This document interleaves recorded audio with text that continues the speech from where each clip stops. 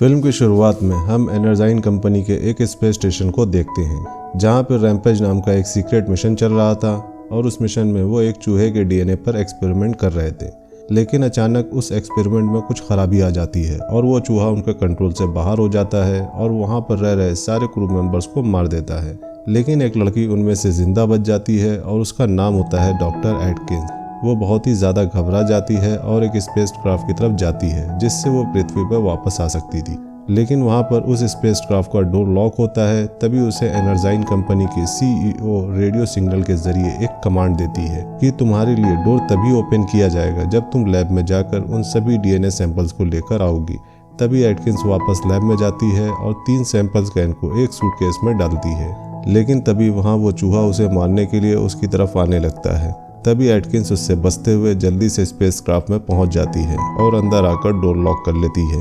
और तभी वो चूहा आकर दरवाजे के ग्लास को तोड़ने की कोशिश करता है। लेकिन तभी एटकिंस जल्दी से स्पेस क्राफ्ट को स्पेसशिप से डिटैच कर देती है और अगले ही पल स्पेसशिप में ब्लास्ट हो जाता है। और साथ ही एटकिंस का स्पेस क्राफ्ट जैसी अर्थ की ऑर्बिट के संपर्क में आता है तो उसमें भी एक विस्फोट हो जाता है और उसके टुकड़े धरती की तरफ गिरने लगते हैं। वहीं दूसरी तरफ हमें दिखाया जाता है प्री मेटलॉजिस्ट डेविस को, जो कभी यूएस आर्मी के स्पेशल फोर्स का एक सोल्जर था, पर अब वो San Diego wildlife sanctuary के लिए काम करता है। साथ ही इलीगल तौर से शिकार करने वालों के खिलाफ भी काम करता है। डेविस अपने साथ काम करने वाले नए एम्प्लॉइज को जंगल में गोरिल्लाज से मिलवाने के लिए जाता है, जहां एल्बिनो जाति का एक वाइट गोरिल्ला भी होता है जिसका नाम जॉर्ज है। दरअसल जॉर्ज जब छोटा था तो उसकी माँ को शिकारियों ने मार दिया था, पर डेविस ने जॉर्ज को बचा लिया और उसे अपनी देखरेख में रखा। जॉर्ज बहुत ही इंटेलिजेंट है और साथ ही साथ वो डेविस के साथ इशारों में बात भी कर सकता है। डेविस सबको जॉर्ज से मिलवाता है और वो सब जॉर्ज की मासूमियत देखकर बहुत खुश हो जाते हैं। वहीं रात को एटकिंस का कैप्सूल जो ब्लास्ट हो गया था, जिसमें वो 3 पैथोजन जेनेटिकल डीएनए के कंटेनर्स थे, उसमें से एक कंटेनर गिरता है एवरलैंड की नदी में, जहां वो खतरनाक जेनेटिकल डीएनए एक मगरमच्छ निगल लेता है, और दूसरा गिरता है जंगल की एक दूसरी साइड में, जिससे एक भेड़िया इन्फेक्टेड हो जाता है, और तीसरा कंटेनर जॉर्ज की टेरिटरी में गिरता है, जिस वजह से जॉर्ज भी उस जेनेटिकल केमिकल के संपर्क में आ जाता है। अगले दिन डेविस को पता चलता है कि जॉर्ज ने एक जंगली भालू को मार दिया है, जो कि जॉर्ज से काफी शक्तिशाली था, और अब जॉर्ज को एक अलग जगह बंद कर दिया जाता है। और जब डेविस उसके पास जाता है तो वो जॉर्ज को देखकर हैरान हो जाता है, क्योंकि उसका साइज पहले से काफी बढ़ गया था।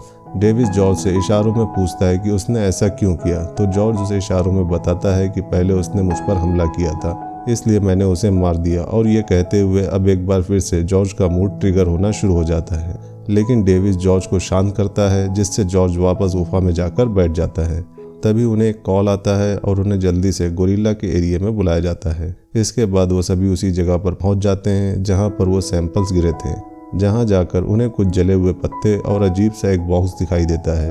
फिर डेविस जब उस चीज़ को बाहर निकालता है तो यहाँ पर इन्हें कुछ भी समझ में नहीं आता कि ये चीज़ क्या है, इसलिए डेविस उसे एक बैग में अपने पास रख लेता है। वहीं हम शिकागो में एनर्जाइन कंपनी के सीईओ ब्रेट और क्लेयर को देखते हैं, जो कि दोनों भाई बहन होते हैं, और इन्होंने ही ज़्यादा पैसे कमाने के लिए मिशन रैम्पेज को चलाया था। ब्रेट बहुत ज़्यादा गुस्से में होता है क्योंकि स्पेस में चल रहा मिशन रैम्पेज फेल हो चुका था, लेकिन क्लेयर उसे बताती है कि धमाके से पहले ही एटकिंस सैंपल्स लेकर वहाँ से निकल चुकी थी, और भले ही उसका स्पेस क्राफ्ट क्रैश हो गया हो, पर वो सैंपल्स कैन किसी भी धमाके को झेल सकते हैं। और अभी हमें न्यूज़ मिली है कि एक एस्टेरॉइड को धरती पर गिरते हुए देखा गया है, इसलिए अब हमें सिर्फ उसे ढूंढकर हासिल करना है, जिसे बेचकर हम बिलियंस ऑफ डॉलर फिर से कमा सकते हैं। अब क्लियर कहती है कि हम उन सैंपल्स को ढूंढने के लिए बर्क को भेजेंगे। बर्क वो शख्स है जिसकी खुद की प्राइवेट फोर्स होती है और वो उन सभी का बॉस होता है। वहीं बर्क को जैसे ही क्लियर का मैसेज मिलता है तो वो अपने सभी साथियों के साथ हेलीकॉप्टर से उन सैंपल्स को ढूंढने के लिए निकल जाता है। अब अगली सुबह न्यूज़ में दिखाया जाता है कि एनर्जाइन कंपनी का जो स्पेसशिप था वो ब्लास्ट हो गया है और उसका एक टुकड़ा जू में आकर गिरा है, और आज सुबह से ही उस जू से एक बहुत बड़ा गोरिल्ला गायब है। यहाँ पर ये पूरी न्यूज़ केट सुन रही होती है, जो कि एक जेनेटिकल इंजीनियर है। न्यूज़ सुनने के बाद वो डेविस के पास जाती है, जहाँ पर डेविस जॉर्ज का टेस्ट कराने के लिए गया था। वो उससे कहती है कि तुम्हारे हाथ में जो कंटेनर है वो मेरा है। डेविस उसे वो कंटेनर देने से मना कर देता है और ना ही वो उसकी कोई बात सुनना चाहता है। पर जब केट उसे बताती है कि तुम्हारा गोरिल्ला लगातार बढ़ रहा है और वो पहले से ज़्यादा फुर्तीला हो गया है, ये सब सुनने के बाद डेविस उसे जॉर्ज के पास ले जाता है, जहाँ केट उसे बताती है कि तुमने डीएनए एडिटिंग के बारे में तो ज़रूर सुना होगा। हमने एक ब्लू व्हेल शार्क, राइनोसोरस और चीते के डीएनए को मिक्स किया और इससे हमने एक अलग डीएनए बनाया और आज उसी डीएनए की वजह से तुम्हारे जॉर्ज की ये हालत है। और इस डीएनए के बारे में मैं ज़्यादा बात नहीं कर सकती क्योंकि हमारी कंपनी के कुछ रूल्स हैं, पर मैं उसे ठीक कर सकती हूँ। पर तभी अचानक जॉर्ज यहाँ का पिंजरा तोड़कर बाहर आ जाता है। हालांकि डेविस उसे रोकने की कोशिश करता है, पर वो डेविस की बात नहीं सुनता और सड़क पर आ जाता है, जहाँ पर पुलिस भी आ जाती है। डेविस सबको समझाता है कि जॉर्ज किसी को कुछ नहीं करेगा और वो जॉर्ज को शांत भी कर देता है। पर तभी वहाँ पर पुलिस का एक हेलीकॉप्टर भी आ जाता है जो जॉर्ज पर काफ़ी सारी बेहोशी के इंजेक्शन शूट कर देता है, जिससे जॉर्ज बेहोश हो जाता है। वहीं दूसरी तरफ बर्ग की टीम को दिखाया जाता है जो उन सैंपल्स को ढूंढने के लिए जंगल की ओर निकल पड़े थे। वहाँ जाने के बाद उन्हें एक बहुत बड़े भेड़िए के पंजे के निशान दिखाई देते हैं, लेकिन इससे पहले कि वह कुछ समझ पाते वो ज्वाइंट भेड़िया इन पर हमला कर देता है और एक एक करके बर्ग के सभी आदमियों को मार देता है। अब भेड़िए के हमले से बर्ग काफ़ी घबरा जाता है और अपनी दूसरी टीम जो कि हेलीकॉप्टर में थी उन्हें कहता है कि मुझे जल्दी से यहाँ से निकालो। तभी वो दूसरी टीम हेलीकॉप्टर से भेड़िए पर गोली चलाने लगती है, लेकिन वो भेड़िया उस हेलीकॉप्टर पर जंप लगाकर अटैक कर देता है, जिससे वो हेलीकॉप्टर नीचे गिरकर ब्लास्ट हो जाता है। इसके बाद वो भेड़िया बर्ग के पीछे आकर खड़ा हो जाता है। तभी बर्ग समझ जाता है कि उसके पीछे वही भेड़िया खड़ा है, लेकिन जैसे ही वो भेड़िए पर हमला करता है तो वो उसे चबाकर मार डालता है।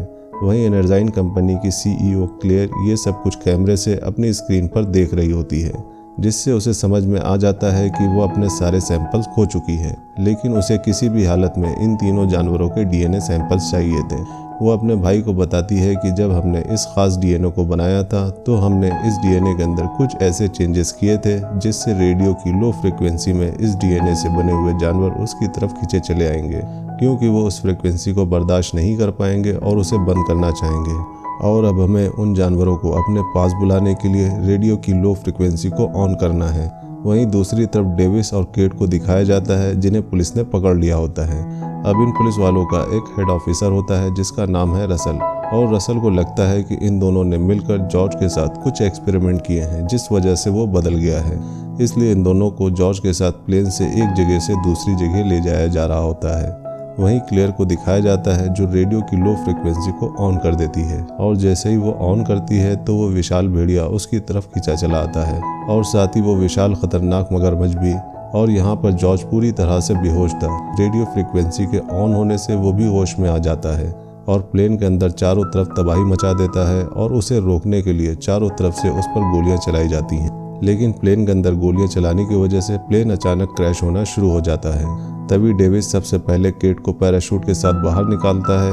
इसके बाद वो एजेंट रसल की जान बचाता है और उसे अपने साथ लेकर बाहर कूद जाता है। और तभी प्लेन में एक बहुत बड़ा ब्लास्ट होता है जिससे डेविस को लगता है कि जॉर्ज भी उस ब्लास्ट में मारा गया होगा। लेकिन जब वो नीचे आते हैं तो वो देखते हैं कि जॉर्ज की डेड बॉडी कहीं पर भी नहीं है, यानी कि जॉर्ज अभी भी जिंदा है। और यहाँ पर केट डेविस को अपने बारे में बताती है। वो कहती है कि कॉलेज खत्म करने के बाद मैं क्रिस्पर पर काम कर रही थी। क्रिस्पर एक ऐसी टेक्नोलॉजी होती है जिससे किसी भी डीएनए को एडिट किया जा सकता है, यानी कि उस टेक्नोलॉजी से किसी भी जीव के डीएनए में बदलाव करके उसे अपने हिसाब से बदला जा सकता है। वो बताती है कि मैं क्रिस्पर का इस्तेमाल विलुप्त होते हुए जानवरों के लिए करना चाहती थी, पर उस समय मेरा भाई बीमार हो गया और मैं जानती थी कि मैं क्रिस्पर टेक्नोलॉजी से उसे बचा सकती हूँ। इसके बाद मैं क्लेयर से मिली जिसने मुझे अपनी कंपनी एनर्जाइन में एक लीड रिसर्चर बना दिया, और मैं जब भी अपने भाई को बचाने के लिए कुछ भी बनाती थी तो एनर्जाइन कंपनी उसका इस्तेमाल खतरनाक डीएनए बनाने के लिए करती थी, जिसके बारे में मुझे कुछ पता नहीं था। लेकिन जब मुझे पता चला तो मैं सब कुछ डिस्ट्रॉय करना चाहती थी, पर सिक्योरिटी ने मुझे देख लिया और मुझे जेल भेज दिया। मेरे जेल जाने के 1 महीने बाद मेरे भाई की डेथ हो गई। मैं उसे आखिरी बार देख भी नहीं पाई और अब मैं चाहती हूँ कि क्लेयर कभी किसी को नुकसान ना पहुँचा पाए, इसलिए मैं दुनिया के सामने क्लेयर का पर्दाफाश करना चाहती हूँ। तभी वहाँ पर मिलिट्री के प्लेन्स आ जाते हैं। इसके बाद सभी आर्मी कंट्रोल सेंटर में पहुँचते हैं, जहाँ पर वहाँ का कर्नल ये प्लानिंग कर रहा होता है कि उन जानवरों पर कैसे अटैक किया जाए। अब यहाँ पर उन्हें पता चलता है कि जॉर्ज और वो खतरनाक भेड़िया शिकागो शहर की तरफ भाग रहे हैं, जिसे देखकर सब के सब हैरान हो जाते हैं। तभी केट इन्हें बताती है कि जब मैं एनर्जाइन कंपनी में जॉब करती थी तो हम उस समय चमगादड़ के डीएनए पर काम कर रहे थे, और शायद क्लेयर को उसमें कामयाबी मिल गई है, जिसकी मदद से वो इन जानवरों की तरफ कोई ख़ास फ्रिक्वेंसी भेज रही है और ये जानवर उसी फ्रिक्वेंसी को रोकने के लिए भाग रहे हैं। तभी कर्नल को FBI की तरफ से एक मैसेज मिलता है जिसमें उसके लिए कमांड था कि डेविस और केट को वहीं पर रोका जाए। लेकिन यहाँ डेविस कर्नल से रिक्वेस्ट करता है, पर कर्नल डेविस की रिक्वेस्ट को नहीं मानता और अपने सोल्जर से कहता है कि इन्हें इंटरोगेशन रूम में ले जाओ। और फिर जब कुछ ऑफिसर्स उन्हें पकड़कर बाहर ले जा रहे होते हैं तो वो दोनों बड़ी होशियारी से वहाँ से भागने लगते हैं। तभी 2 ऑफिसर्स इन्हें रोकने लगते हैं तो डेविस इन दोनों को बेहोश कर देता है। फिर वो दोनों उस तरफ जाते हैं जहाँ एक हेलीकॉप्टर खड़ा हुआ था। तभी वहाँ रसल आ जाता है और डेविस को लगता है कि वो उन्हें रोकने के लिए आया है, लेकिन यहाँ पर रसल उनका साथ देता है और कहता है कि ये आर्मी वाले कुछ भी नहीं समझते, इसलिए हमें ही मिलकर कुछ करना होगा। तभी केट उससे कहती है कि क्लियर कोई भी ऐसा हथियार नहीं बनाएगी जिसे वो कंट्रोल ना कर सके, इसलिए एनर्जाइन में इसका एंटीडोट ज़रूर होगा जो इन जानवरों को ठीक कर सकता है। अब रसल भी उनकी मदद करता है और फिर उन्हें हेलीकॉप्टर की चाबी दे देता है और कहता है कि एनर्जाइन का पर्दाफाश करने के लिए मैं तुम्हारे साथ हूँ। फिर वो दोनों हेलीकॉप्टर लेके शिकागो के लिए निकल जाते हैं। वहीं कर्नल गोरिल्ला और भेड़िया पर फायरिंग करवा रहा होता है, लेकिन उन्हें कुछ नहीं होता और वो सभी आर्मी पर हमला करके उन्हें मार रहे होते हैं। और ये देखकर कर्नल शिकागो शहर को खाली करवाने का आर्डर दे देता है। वहीं रसल भी इसकी खबर डेविस को दे देता है। अब डेविस और केट भी शिकागो पहुंच चुके थे जहां लोग शहर को खाली कर रहे होते हैं, लेकिन तभी वहां जॉर्ज और भेड़िया पहुंच जाते हैं और हर चीज़ को तोड़कर एनर्जाइन की बिल्डिंग की तरफ बढ़ रहे होते हैं और वो आर्मी के सारे हेलीकॉप्टर्स और टैंक्स को तबाह कर देते हैं। वहीं डेविस और केट एनर्जाइन की बिल्डिंग की तरफ बढ़ रहे होते हैं कि तभी वो देखते हैं कि नदी से एक बहुत बड़ी चीज़ शहर की तरफ आ रही है और वो वही क्रोकोडाइल होता है। ये देखकर कर्नल बहुत डर जाता है और पूरी आर्मी को उस पर फायर करने को कहता है और पूरी आर्मी उस पर फायर करने लगती है, लेकिन उसे कुछ भी नहीं होता और वो सभी चीज़ों को डिस्ट्रॉय करने लग जाता है। अब वो तीनों जानवर बिल्डिंग की तरफ बढ़ रहे थे और रास्ते में आती हर एक चीज़ को तबाह कर रहे थे। ये देखकर कर्नल बहुत परेशान हो जाता है और अपनी मिलिट्री के सबसे पावरफुल बॉम्ब को वहाँ लॉन्च करने का ऑर्डर दे देता है। वहीं रसल भी शिकागो के लिए निकल जाता है और इधर डेविस और केट भी एनर्जाइन की बिल्डिंग में पहुंच जाते हैं। तभी डेविस को रसल का कॉल आता है और वो कहता है कि 30 मिनट में शहर पर एक स्पेशल बॉम्ब ब्लास्ट होने वाला है, इसलिए तुम्हें जो भी करना है जल्दी करो। इसके बाद वो दोनों लैब में एंटीडोट ढूंढने लग जाते हैं और वहाँ पर डेविस और केट को आखिरकार वो एंटीडोट मिल जाता है और केट उनमें से 3 बोतल्स को निकाल लेती है। तभी यहाँ क्लेयर आ जाती है और केट से वो एंटीडोट वापस मांगती है, लेकिन उससे पहले ही केट ने एक एंटीडोट अपने पास रख लिया होता है और क्लियर को सिर्फ 2 ही बोतल्स देती है। अब क्लियर उन्हें अपने साथ चलने को कहती है, लेकिन डेविस यहाँ से जाने से मना कर देता है। तभी क्लियर उस पर फायर कर देती है, जिससे डेविस वहीं गिर जाता है और मरने का नाटक करता है। फिर क्लियर केट को अपने साथ चलने को कहती है। वहीं वो तीनों जानवर बिल्डिंग के ऊपर चढ़ रहे होते हैं, लेकिन क्लियर यहाँ से जाने के लिए हेलीकॉप्टर में बैठने ही लगती है कि तभी वहाँ जॉर्ज आ जाता है और हेलीकॉप्टर तोड़ देता है। तभी वो हेलीकॉप्टर केट के ऊपर गिरने वाला ही होता है कि वहाँ डेविस आकर उसे बचा लेता है। केट डेविस को जिंदा देखकर बहुत खुश होती है और उसे बताती है कि मेरे पास एक और एंटीडोट है। तो डेविस कहता है कि ठीक है, अब हम इसे जॉर्ज को देंगे, जिससे वो ठीक होकर दूसरे जानवरों को रोक सके। लेकिन उन्हें समझ नहीं आ रहा था कि वो एंटीडोट जॉर्ज को कैसे देंगे। तभी वहाँ क्लियर आ जाती है और उन पर गन पॉइंट कर देती है। तभी डेविस को एक आइडिया आता है और वो जॉर्ज को एक आवाज़ देकर अपनी तरफ बुलाता है। तभी केट उस एंटीडोट को क्लियर के पर्स में रख देती है और उसे जोर से धक्का देती है। तभी जॉर्ज उसे पकड़ लेता है और उसे जिंदा ही निगल जाता है। वहीं ब्रेड बिल्डिंग से भागने की कोशिश कर रहा होता है और जैसे ही वो बाहर निकलता है तो उस पर कंक्रीट का एक टुकड़ा आकर गिर जाता है और वो वहीं पर मर जाता है। वहीं केट डेविस को बताती है कि एंटीडोट का असर होने में 10 मिनट लगेंगे। वहीं वो दोनों जानवर भी उस बिल्डिंग के ऊपर आ रहे होते हैं और अब वो बिल्डिंग टूटने वाली ही होती है कि तभी डेविस को एक हेलीकॉप्टर दिखाई देता है, जिस पर वो दोनों बैठ जाते हैं। लेकिन वो हेलीकॉप्टर बिल्कुल भी उड़ने की हालत में नहीं होता, पर डेविस कहता है कि बस ये हेलीकॉप्टर थोड़ा सा ऊपर उड़ जाए तो हम बच जाएंगे। और अब अगले ही पल पूरी की पूरी बिल्डिंग नीचे जमीन में धंस जाती है, लेकिन वो हेलीकॉप्टर से नीचे गिरने के बाद भी सही सलामत बच जाते हैं। तभी जॉर्ज भी बाहर आ जाता है और अब एंटीडोट की वजह से वो शांत हो चुका था और वहीं क्रोकोडाइल और भेड़िया भी निकलकर बाहर आ जाते हैं। इसलिए डेविस मिलिट्री जीप से गन और बॉम्ब ले लेता है और केट को गाड़ी ले जाकर कर्नल को बॉम्ब ब्लास्ट करने से रोकने को कहता है। फिर जॉर्ज और डेविस उन्हें मारने के लिए जाते हैं, लेकिन तभी क्रोकोडाइल और भेड़िया जॉर्ज पर हमला कर देते हैं। लेकिन तभी डेविस को वुल्फ को मारने का एक आइडिया आता है, जहां पर वो वुल्फ को अपनी तरफ आने के लिए भड़काता है और वो जैसे ही उसकी तरफ आता है तो डेविस सामने से हट जाता है। जिससे डेविस के पीछे से क्रोकोडाइल आ जाता है और वुल्फ को पकड़कर उसकी गर्दन अलग कर देता है। वहीं हमें केट को दिखाया जाता है जो रसल के पास पहुंचकर उससे बताती है कि एंटीडोट काम कर गया है। डेविस और जॉर्ज मिलकर बाकी जानवरों को रोक रहे हैं, लेकिन अभी भी सिटी में काफ़ी लोग मौजूद हैं, इसलिए हमें स्पेशल बॉम्ब अटैक को रोकना होगा। फिर रसल कर्नल को कॉल करके अटैक रोकने को कहता है, लेकिन कर्नल उसकी बातें नहीं सुनता। वहीं डेविस और जॉर्ज मिलकर अभी भी उस क्रोकोडाइल को मारने की कोशिश कर रहे होते हैं। वहीं कर्नल भी सैटेलाइट की मदद से डेविस और जॉर्ज को उससे लड़ते हुए देख लेता है, जहां क्रोकोडाइल जॉर्ज को पकड़कर उसे मार रहा होता है। ये देखकर डेविस जॉर्ज को बचाने के लिए क्रोकोडाइल के कान में बहुत सारे बॉम्ब डाल देता है, जिससे एक बहुत बड़ा धमाका होता है, जिससे डेविस को लगता है कि वो मर गया, लेकिन वो क्रोकोडाइल फिर भी नहीं मरता और फिर से आकर डेविस पर अटैक करने वाला ही होता है कि तभी जॉर्ज आकर उसे बचाने की कोशिश करता है, लेकिन वो क्रोकोडाइल जॉर्ज को दूर फेंक देता है, जिससे जॉर्ज एक लोहे की रॉड से बुरी तरह से इंजर्ड हो जाता है। तभी ये देखकर डेविस जॉर्ज को बचाने के लिए वहां पड़े एक हेलीकॉप्टर से क्रोकोडाइल पर हमला करने लगता है, जिससे उसका ध्यान जॉर्ज से हटकर डेविस की तरफ हो जाता है और वो डेविस की ओर बढ़ने लगता है और वो क्रोकोडाइल डेविस को मारने के लिए उसके पीछे पड़ जाता है।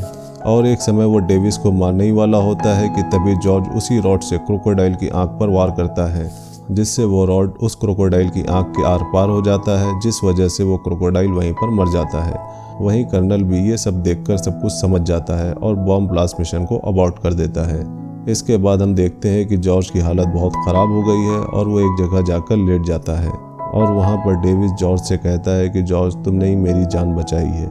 ये कहते ही जॉर्ज मर जाता है। अब ये देखकर डेविस बहुत ज़्यादा दुखी हो जाता है और रोने लगता है। तभी वहाँ पर रसल और केट भी आ जाते हैं और वो भी जॉर्ज को मरा हुआ देखकर बहुत दुखी होते हैं और केट आकर डेविस से कहती है कि दुखी मत हो डेविस, जॉर्ज ने हम सबकी जान बचाई है और पूरे शहर को भी तबाह होने से बचाया। तभी अचानक वो नोटिस करते हैं कि जॉर्ज ने अपना हाथ हिलाया है और वो समझ जाते हैं कि जॉर्ज मजाक कर रहा था। इसके बाद जॉर्ज होश में आ जाता है और डेविस का मजाक उड़ाने लगता है और इसी सीन के साथ ये कहानी यहीं पर ख़त्म हो जाती है। तो ये थी रैम्पेज फिल्म की सारी कहानी। आपको ये कहानी कैसी लगी हमें कमेंट्स में ज़रूर बताइएगा। अगर मूवी का एक्सप्लेनेशन पसंद आया हो तो वीडियो को लाइक करिएगा और चैनल को सपोर्ट करने के लिए सब्सक्राइब करिएगा, ताकि हम आपके लिए ऐसे ही इंटरेस्टिंग मूवीज़ के एक्सप्लेनेशन लाते रहें। मिलते हैं नेक्स्ट मूवी एक्सप्लेनेशन वीडियो में, तब तक के लिए बाय बाय।